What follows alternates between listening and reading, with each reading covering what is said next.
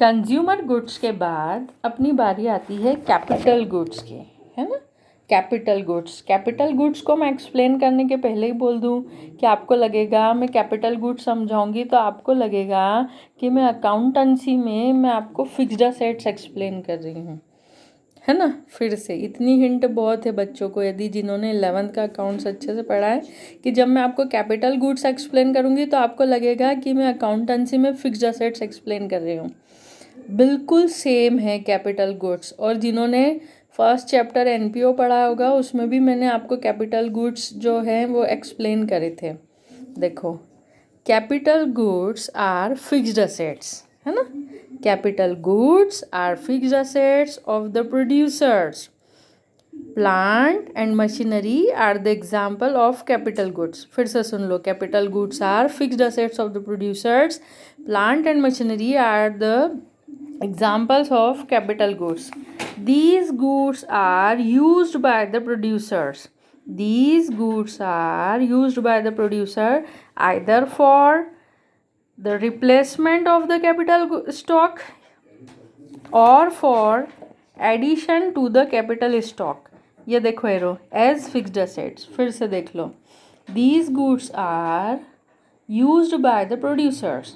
ये गुड्स कौन यूज़ करते हैं? प्रोड्यूसर्स। क्यों यूज़ करते हैं? दो रीज़न है, या तो the replacement of the capital stock, नहीं तो दूसरा रीज़न क्या? Addition to the capital stock. अब रिप्लेसमेंट ऑफ कैपिटल स्टॉक का क्या मतलब है कि इनकी पुरानी प्लांट एंड मशीनरी कई सालों से चल रही है, या तो अब मार्केट में न्यू मॉडल आया है इसलिए इन्हें रिप्लेस करनी है, या ये बहुत पुरानी हो गई है अब इतना काम नहीं दे रही है इसलिए रिप्लेस करनी है।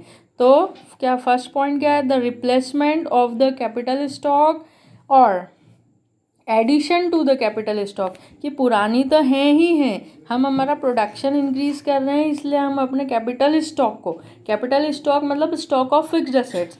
कैपिटल यहाँ पर जो तुम्हारा कैपिटल वर्ड 11 कॉमर्स का कैपिटल नहीं है कि बिजनेस स्टार्ट करने के लिए जो पैसा लगता है वो कैपिटल नहीं। Capital stock means fixed assets का स्टॉक, है ना, ध्यान रखना, कैपिटल स्टॉक, ठीक है। तो आखिर फिर से ध्यान से सुनो, अभी के अभी लर्न कर लो, बात ही खत्म हो जाएगी। These goods are used by the producers either for the replacement of the capital stock or for addition to the capital stock as fixed assets. अब इससे इसकी एक डेफिनेशन बन जाती है। Capital goods are fixed assets of the producers. These goods are used in the process of production for several years, है ना। several years को मैंने अंडरलाइन क्यों किया है बताऊंगी। and are of high value को भी अंडरलाइन है, high value. use of these goods leads to depreciation. अब आपको डेप्रिसिएशन वर्ड सुनकर याद आया होगा, जब भी हम 11th अकाउंटेंसी में जितनी भी फिक्स्ड असेट्स होती थी उन पर डेप्रिसिएशन लगता था। क्यों लगता था उसके रीज़न तो आपको पता है, पर यहाँ पे शॉर्ट में जब भी हम कोई फिक्स्ड असेट्स यूज़ करते हैं तो वो डेप्रिसिएट होती है ना, डेप्रिसिएशन लगता है। और एग्जाम्पल क्या है? Plant and machinery. लर्न करने के लिए, capital goods are fixed assets of the producers. These goods are used in the process of production for several years and are of high value. Use of these goods leads to depreciation. Example, plant and machinery. अब मैंने several years और high value पे क्यों आपको करा है?